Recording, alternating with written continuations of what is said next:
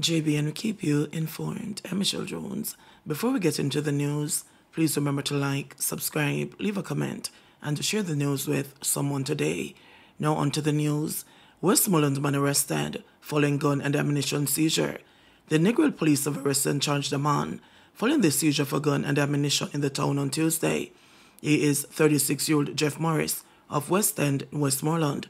Reports are that while conducting an operation on West End Road about 5:40 a.m., the police searched the accused and found a 9mm pistol affixed with a magazine containing 10 cartridges. Morris is charged with possession of a prohibited weapon and unauthorized possession of ammunition. 3 prep school students among 5 injured in St. Elizabeth crash. 3 prep school students were among 5 people injured on Wednesday morning during a 3-vehicle collision along the Longwood Main Road in Santa Cruz, St. Elizabeth. It's reported that at about 7:30 a.m., the driver of a Honda motor car was in the process of overtaking a line of traffic when he crashed into a Toyota Corolla motor vehicle transporting the students. The 3rd vehicle crashed into a wall after the driver reportedly tried to avoid a collision with the other 2 vehicles. The driver of the Honda sustained injuries and was taken into custody by the police. The driver of the Toyota Corolla was also injured. An eyewitness said that one of the students was knocked unconscious in the mishap. I said I come on the spot and see Chile could pick me lie down and me wet up one of them with water and take him up, put him in a taxi to go to the hospital. Couldn't do more than that. So how many of them gone to the hospital? 3 of them. Siblings searching for answers after brother's body found with gunshot wounds. A family searching for answers after their 47-year-old sibling, Ramon Dobson, was found murdered in his bed in Jacksontown, Trelawney, last Thursday morning. According to family members, Dobson, a former and itinerant chef, had made plans to meet with his friends on the day he was killed. When he failed to show, his proactive peers, troubled that he had neither showed nor answered their calls, visited his home and made a gruesome find. They found him in his bed, 3 bullets. He got one to his eye and one to his shoulder, one sibling said from overseas, while expressing her bewilderment as to who could mean her brother that much harm. "We don't know him to be involved in anything. We're not sure if it was a case of mistaken identity," she said, noting that it did not seem to be a robbery, as nothing appeared to have been taken from the home, including a backpack that contained an undisclosed sum of money. Another sibling of Dobson said that, upon visiting the home in the aftermath of the murder, there was nothing to indicate he had struggled with his attackers before he was shot dead. According to the grieving sibling, she last spoke with her brother on Wednesday morning after he had spent Tuesday at her home, unaware that it would be the last time she would see her brother, was one of 9 siblings alive. "I last spoke with him on Wednesday morning at 8:30 when I dropped him off to get a bus back to Trelawney because he spent Tuesday evening by my house in St. Ann. And he said, 'Later, sis,' she said. She said the family is yet to receive any updates from the Clarkstown police who are investigating. He said while they have not yet uncovered any suspects, a person of interest has been identified. He, however, refrained from disclosing the individual's identity given the stage of the investigation. Bail extended for men accused of accepting bribes on behalf of cops. 2 men accused of attempting to collect $300,000 on behalf of policemen who had allegedly solicited the sum as a bribe are to return to the St. Catherine Parish Court on November 22. They'll remain on bail until then.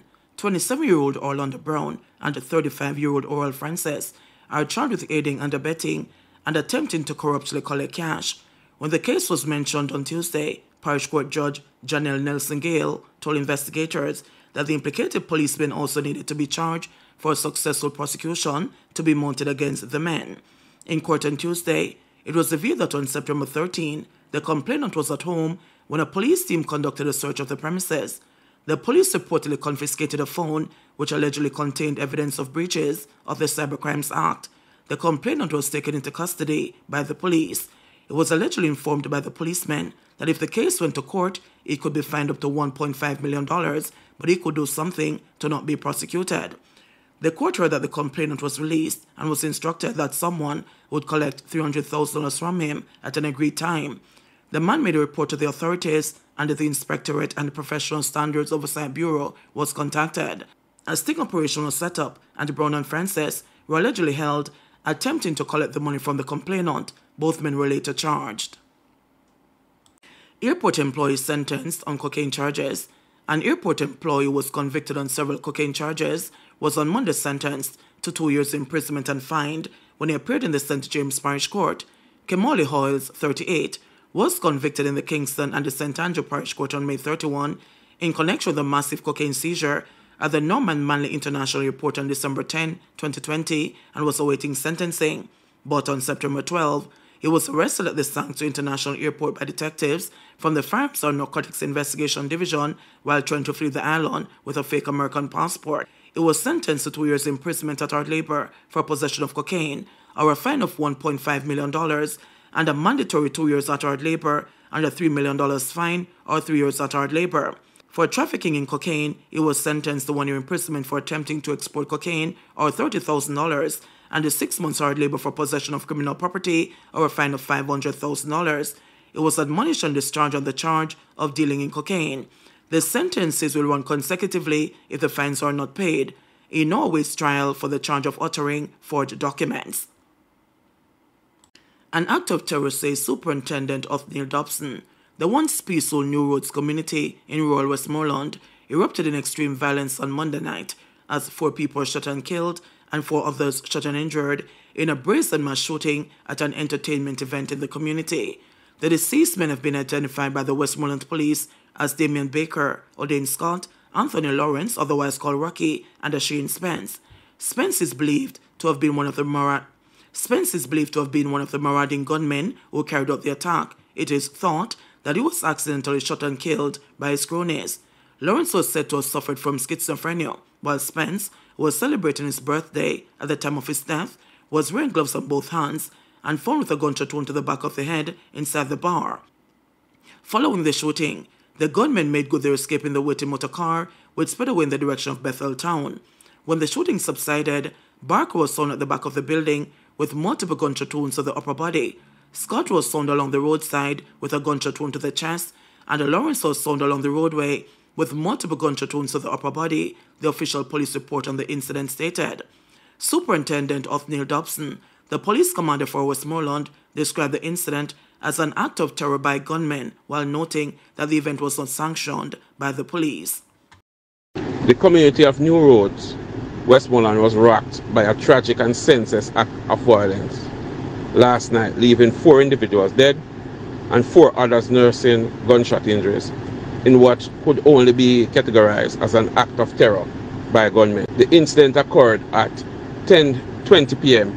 at a bar in the area where an unpermitted event was being held. Report is indicating that a motor car drove into the area from which 4 armed men alighted and started firing indiscriminately at patrons at the bar. When the shooting subsided, 4 individuals were dead, including one Asheen Spence, OC Future, who was also a perpetrator in this incident.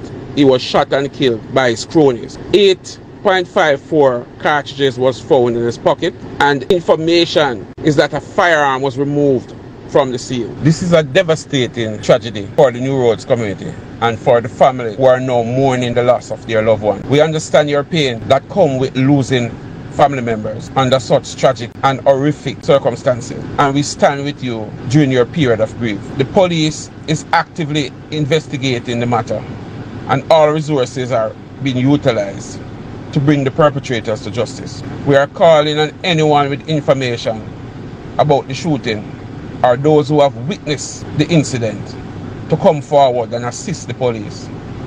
Community cooperation is vital in ensuring that justice is served and the perpetrators are brought to justice and further violence is prevented. We are appealing to those involved in hiding or removing the firearm from the scene to immediately turn it over to the police. Every effort must be made to remove illegal guns from our streets, especially when they are connected with acts of violence. The incident marks a dark moment in the fight against gun violence in Westmoreland, a parish that has achieved marked reduction in murders and other categories of violent crimes. The Westmoreland Police assure residents that all effort will be made to continue disrupting criminal activities and restoring peace to these communities. We extend our deepest condolences to the families affected by this tragic event. The pain of losing a loved one under such circumstances is unimaginable, and the community can be assured that the police will make all efforts to bring the perpetrators to justice. The New Roads shooting marks the third mass shooting in Jamaica since the start of the year. In 2 separate incidents in August, 8 people, including a 7-year-old boy, were killed and 9 others injured in a shooting on Cherry Tree Lane in 4 Parts, Clarendon. And the 3 people were shot and killed at a wake for the godmother of entertainer Christopher Martin in St. Andrew. JBN, we keep you informed. Please remember to subscribe, like, share, leave us a comment, and click the notification bell to receive our daily news items.